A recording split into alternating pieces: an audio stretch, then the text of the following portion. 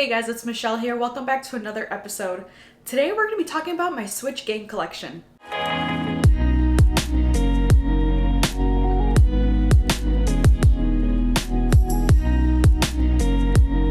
The Switch has been out for some time now, and it hasn't occurred to me to update you guys on the games that I've acquired since the release date. But thanks to user Snak7, which I hope I said your name right, you asked what my game collection is so far, so this video is for you. I hope you enjoy.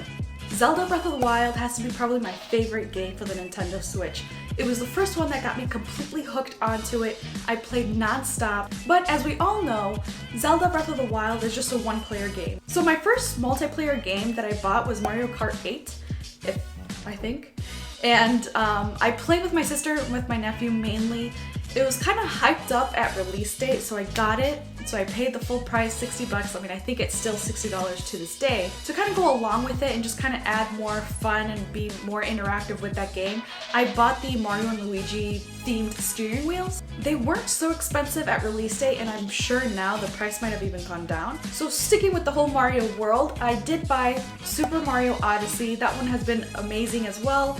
Kind of an open world-ish kind of thing. Mario is kind of out and in different worlds, so that's been a lot of fun to experience. However, I will admit I did not beat it yet. I'm still stuck on a level. I think it's the one with like, he's in a stew. No, did I beat that one? I don't know. I'm around that area where there's a huge like hawk or something in front of a boiling stew, and I think you have to get up there. I think that was the last thing I remember playing. So, but what I've played so far, I've thoroughly enjoyed. Next up was Mario Rabbids Kingdom Battle. Now this was actually one game that took me a little while to come around to and actually enjoy it. But give it some time and it grows on you, and I actually just beat this game not too long ago. I took a huge sabbatical from playing video games for quite a while, but I jumped back on it and it's just something fun to kind of lay in bed. You want to make your brain think a little. This game is actually pretty fun. Diablo 3, I mean, this game has been around for a very long time, especially if you're coming from PC. Now you have it on the go. This game has been a lot of fun. However, I don't know if it's just the Switch version. I played the PC version many years ago, Diablo 3, and I did find that one to be a lot more challenging. Versus the Nintendo Switch version, I hardly died, and I don't know if that's maybe because I had my sister and my nephew playing with me. In PC version, I was playing on my own and I died quickly. I was terrified. I mean, I'm a huge chicken when it comes to scary games or movies, but when I played with them, even at the first level, we were able to beat them up like nothing, and now that we've leveled up, it's far easier now. My sister beat the game already. She purchased it when she bought her Switch, and she says it's just kind of repetitive and you're kind of just going around doing the same mission, just gaining more money. I mean, she has more money than she knows what to do with. I kind of stopped as well just because it wasn't as awesome as I anticipated. I remember it being really cool on PC, and don't get me wrong, it's not a terrible game or anything like that. I guess I expected more out of it. At least it allows us to play all three of us together without needing to have another Switch console. So that's a huge thumbs up for me that you can play up to 4 people on one Switch, one console, one game. So this next one is a bit interesting.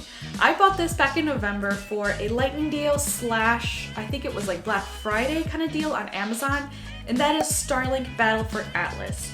However, it's now end of March and I have yet to play it. I haven't even inserted the little card inside my Switch, so I don't know. I still don't know what this game is about. All I know is that it came with this really cool spaceship thing. The only character I know is Star Fox, which is inside the spaceship right now, and then you get a little man figurine. I don't know what his name is. But the whole point to this whole Starlink thing that made me want to get it was you can customize your ship, and I think it knows in game that you have changed weapons, or you have a different ship, or you have a character in there. I mean, this is all theory. I have not tested this out at all, so don't quote me on it. But the lightning deal was for $34 for this whole pack. You got the spaceship, 2 characters, 2 gun thingies, and obviously the game and a map. So I mean, it's $34. Eventually I will try it out. But let me know, comment down below if you have played that game, and hopefully it's fun and I didn't just waste $34. Next up was a much anticipated Pokemon Let's Go, and I went with the Pikachu version. I also bought the Pokeball controller with it, so I bought the bundle. It was about $100, It technically would have saved you $10 in the long run if you first got the game and then you wanted to buy the Pokeball controller. You would have had to pay $10 more. So I was like, ooh, I'm gonna save $10. I will say one thing about the Pokeball controller though. I mean, my hands are small, so I don't know if it might be worse for people with like bigger hands, but even my hand cramps up using the Pokeball for a long period of time. And I don't mean like hours on end. I think my hand starts to cramp up being in the same position within like 30-45 minutes. Again, that could just be me, but you know, just in case you were wondering, it's not as comfortable as I thought. I know there's actually some accessories and controllers that you can attach it to it, so it feels there's more of a grip, and then you just have the joystick up top. But again, that kind of defeats the purpose. It is really fun to use the Pokeball. You get to throw it and catch your Pokemon. So it's a fun accessory. I do want the kind of stand thing that they sell, like the official one. That looks really awesome, and it also doubles as a charger, but that'll be some other time. Now for the last game that I have, which is now I know I just said that Zelda was my favorite, but like my favorite Switch game, but my favorite game ever, and I now get to play it everywhere, is Skyrim. There are several glitches I've noticed on the Switch game, and I don't know if it's more or less than I've experienced in the PS3.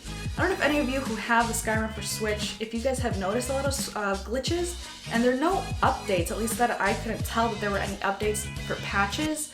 I did have to, in one of the quests actually, it kind of froze, and I think it's like Winterhold College or something, and the professor, the person that's teaching me these lessons, just kind of stood there, just, you know, looking at me.